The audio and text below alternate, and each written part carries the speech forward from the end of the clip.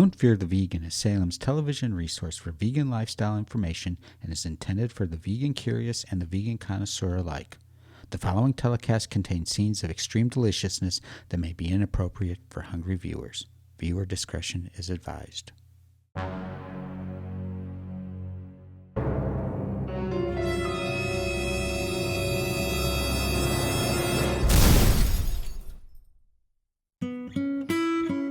Hi, Steffi here from Don't Fear the Vegan, and this is our breakfast edition. Sorry for my lack of enthusiasm, but I'm not really a morning person, and they woke me up way too early to do this. I've never been one for cooking breakfast.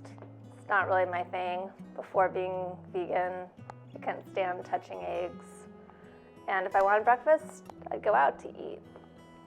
If I cook breakfast, I usually do it in the middle of the night because that's when I crave it. Fortunately, I have friends that like to cook breakfast. I don't have to cook today because my husband knew my thoughts on breakfast and he pre-recorded this all for me. It's pretty nice. First up, we're gonna have local cookbook writer Summer Keightley make us a Tofu Scramble. And I'm still in awe of the way she did it, so I can't wait for you to see it. Oh, and I almost forgot. She was nice enough to also let me interview her, and you get to learn a little bit about her. It's pretty cool. Since the coffee doesn't seem to be really working while you're watching this interview, I'm gonna go jump in the shower and try to wake up a little bit. Roll tape. Hi, today we're here with special guest Summer Keightley, the writer of the Glad Cow Cookbook. Hi, Summer. Hello. How are you doing today? Doing well, thank you. So what are you gonna be making us? I'm going to make scrambled tofu from the cookbook with a special twist that's not in the cookbook, which is the cheese grater. I'm reclaiming it. Us vegans, we need a use for it. It's been in our pantries for years, and it makes a great texture with the tofu. Cool, I can't wait. Before we get started, let's ask a few questions. Okay. How long have you been vegan? Let's see, our family went vegan January 2001, so 13 years. And when did your cookbook come out?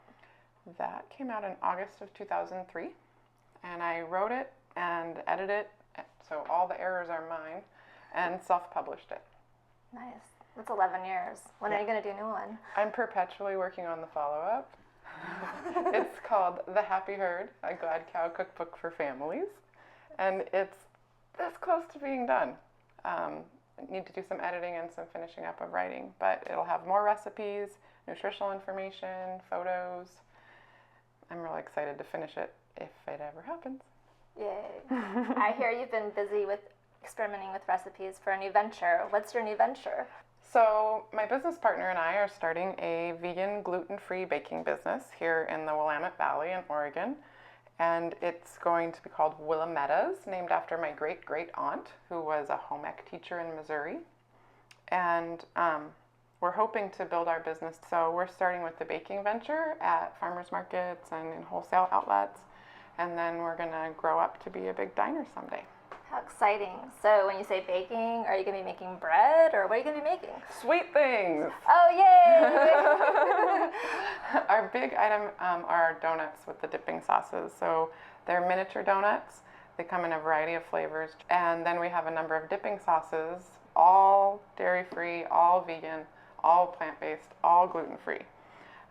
We're also going to be doing cupcakes and cookies and scones and muffins and traditional fare, but we're really proud of the donuts. How exciting. So do you have a website where people can check you out? I do. It's www.willamettas.com, and that's spelled Willamettas.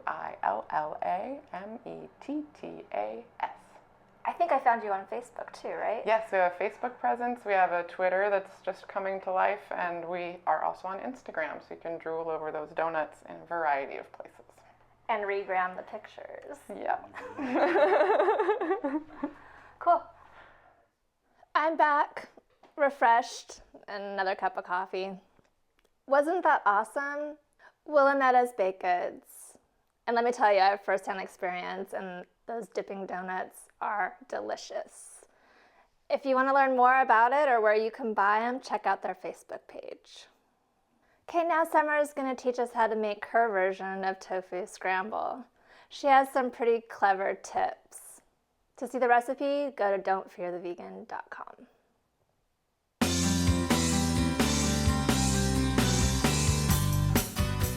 So we're gonna get started with the tofu scramble and Summer's special cheese grater trick. I can't wait to see it. So go ahead. Okay, I cook the scrambled tofu in cast iron. You can use nonstick, you can use whatever. A well-seasoned cast iron is more nonstick than anything, so that's why I use it. Plus iron, this is where we get our iron, one of the ways. So I have it on medium-high heat, and we're going to grate the tofu right into the pan after we add some oil.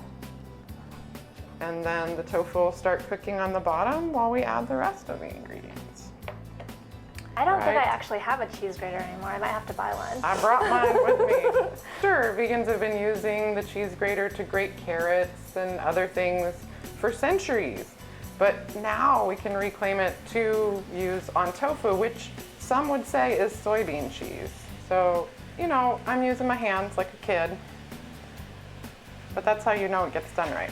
Then I spread it all across the bottom of the pan, and it can just hang out while we handle the rest of the ingredients. So usually next I put in the seasonings so they can start flavoring the tofu right away. So we have onion powder. I believe it's a teaspoon. Yes. 2 teaspoons of salt. Now, I've been told that I like salt more than other people. Paprika, a teaspoon. At home, we basically only buy smoked paprika now because we're crazy for it. And then a 1/4 teaspoon of turmeric to make it yellow. Stirring it up, mixing in. The thing about this recipe that I love is it's really forgiving. You can be making pancakes at the same time. If it gets a little bit too crispy on the bottom, cover it with a lid and take it off the heat, and somehow it gets unstuck. It's a miracle. Next, we're gonna slice up some mushrooms, and I'm just gonna work and you can ask me questions. So what other things do you like to add to it? Oh man, you can do anything. If you're into fake meat, it's really fun to add some sliced up veggie ham and a little bit of vegan cheese to it and do like a ham and cheese scramble. So green onions, I like them because they are milder than other onions. You can use none. You could use garlic, you could use shallots, you could use red onion. Something oniony. All right, so we're getting there. I'd say we are 5 minutes away from eating some scrambled tofu. You'll notice that I have yet to put in the nutritional yeast, a common, wonderful ingredient in scrambled tofu. I've noticed that it makes the tofu stick to the pan a lot more. And it keeps it from soaking up the seasonings for some reason. I think it's because it has a really high fiber content. Ooh, this is also where we get our protein. 1 tablespoon of nutritional yeast has somewhere in the neighborhood of 3 grams of protein. Not kidding you. So we have spinach. Once again, you could use Swiss chard, you could use mustard greens, you could use collard greens or kale. Collards or kale you'd probably want to cook a little bit beforehand. Arugula. I love putting arugula in the scrambled tofu. It's really good. So you can put a lid on this to make the spinach wilt if you don't want to bother stirring it. And I often do that if I'm running pancakes on the other side. Put the lid on, turn the heat off, and it works out just fine. The biggest thing when making tofu, I think, is moisture control because it controls the texture and the flavor.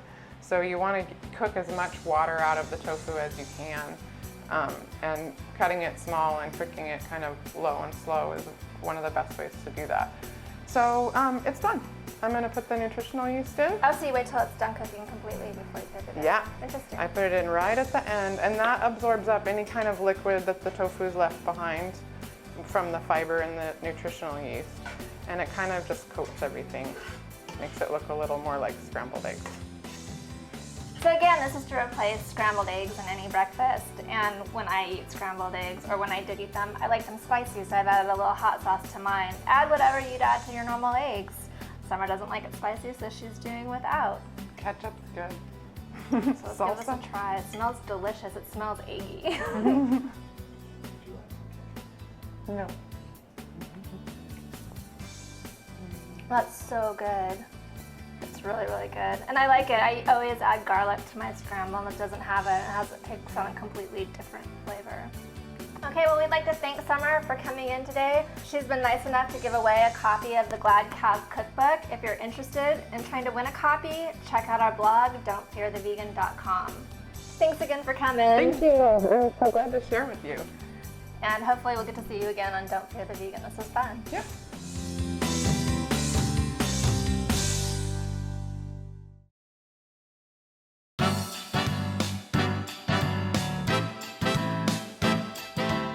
Observant viewers may have noticed Steffi and her guests enjoying a beverage. Can you guess what it was? Was it A, orange juice, B, a fuzzy navel, C, a mimosa, or D, a screwdriver? Stay tuned for the answer later on in our broadcast.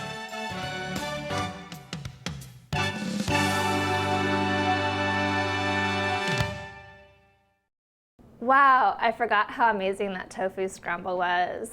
Kind of wish I had that right now. And wasn't that cheese grating trick amazing? I need to try that also. So in our house, my husband Philip is the pancake master. I can honestly say I don't think I've ever made a pancake. Just not my thing. I never really liked them until I had Philip. He always makes his pancakes with a different twist. You never know what it's gonna be. Let's find out what he's doing today.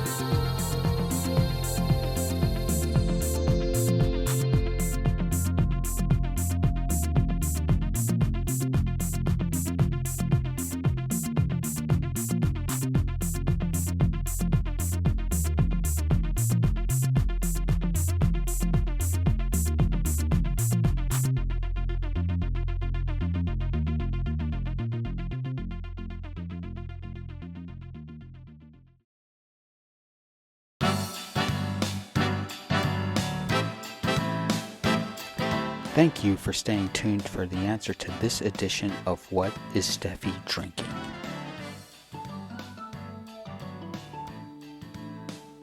If you had said C, mimosa, you would be correct. Thank you for playing.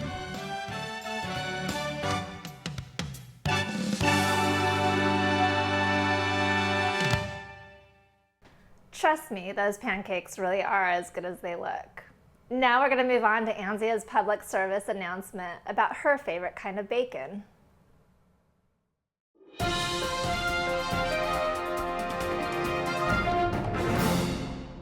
Hi, I'd like to talk about the silly bacon craze sweeping the world. Bacon, bacon, bacon. You see it everywhere. People are putting bacon into everything. Bacon-flavored ice cream, bacon-flavored toothpaste, bacon-flavored beer. Doesn't beer taste bad enough already? But the truth is, we vegans love bacon more than those bacon beer swindling hipsters. How much do I love my bacon? I love my bacon so rare that it's walking, talking, tail wiggling, rah.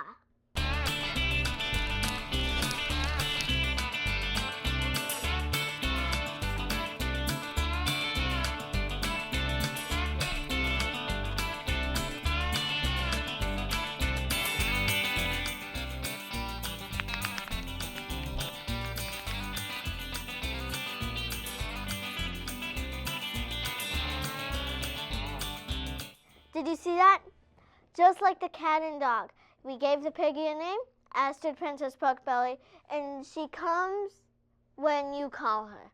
Like the other two, all she wants is treats, to play, and a good scratching. Most scientists would agree Astrid is smarter than these two knuckleheads.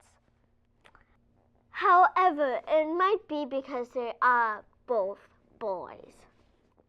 Let me ask you a question. Would you eat cat bacon? How about dog bacon? No? Why not? Don't those furry bellies look delicious?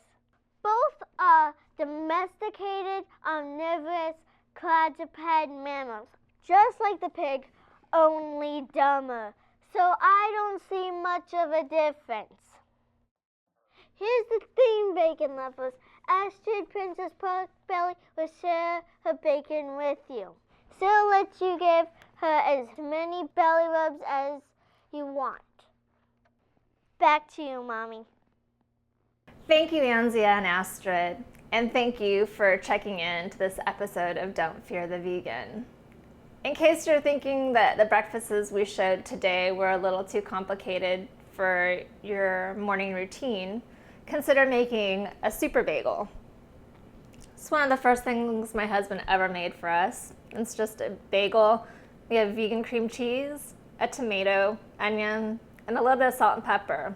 And if you have a cucumber, it makes a great addition. Before we leave today, I'd like to take a moment to say thank you again to Summer for coming in and speaking with us and for teaching her version of the Tofu Scramble. If you're interested in that recipe, or you're interested in a copy of the Glad Cow Cookbook, check out the blog. We are giving away a couple copies. Thanks for watching. We'll see you next time. And remember, don't fear the vegan.